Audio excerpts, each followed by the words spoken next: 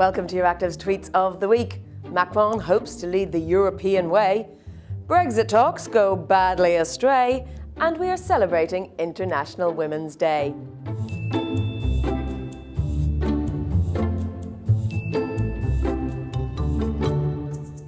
This week we are supported by Plastics Europe. More about them at the end.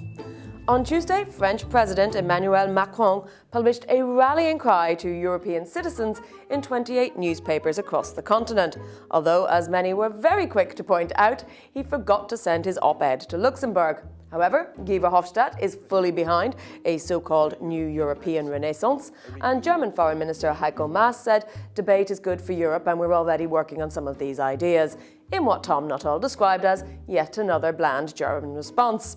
But EURACTIV's Sam Morgan asked, is Macron running a country or a think tank? And never a man to miss a bit of hyperbole, James Crisp reckons Macron poses a greater threat to the EU than Brexit. Speaking of Brexit, that's going well. Not. British Attorney General Geoffrey Cox and Brexit Secretary Stephen Barclay were in Brussels on Tuesday for negotiations, but said that there had been no breakthrough. "I understand the EU-UK talks in Brussels yesterday didn't go very well," said BuzzFeed's Alberto Nardelli. And that's an understatement. It seems that the Cox-Barnier meeting went so badly they can't even describe it as constructive, the go-to word for talks that lead nowhere, reported James Rothwell. Nina Schick suggested, "I think we should try shouting louder and slower." Tom Easton said maybe they should send in Brian Blessed instead. And Burley Monster gave us this handy Diplo-speak reminder. Fruitful is chilly, frank and constructive, icy, long and frank, fucking Arctic. Nick Gutteridge said that robust and hard-fought is the phrase he's being given to describe the talks, which on the Burley Monster temperature scale is about surface of Pluto. Finally, today is Women's Day, and the Council of Europe Commissioner for Human Rights, Dunja Mitrovic, urged all Council of Europe states to uphold women's right to self-determination about their sexual and reproductive health and to ensure women's effective access to healthcare, goods, services and information.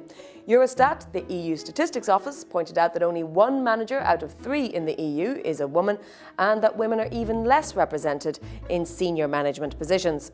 UN Youth said Women's Day is about building an accessible world where everyone's needs are represented, and this year the European Parliament is highlighting the importance of women's participation in politics ahead of the May elections.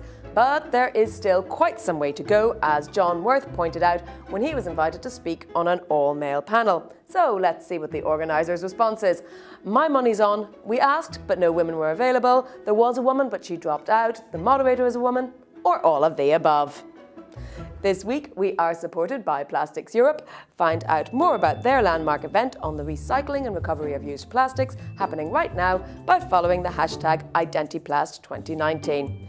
And join me again next Friday for more knockbacks and put-downs in the Brussels bubble Twittersphere. And remember, sign up to catch our show every week.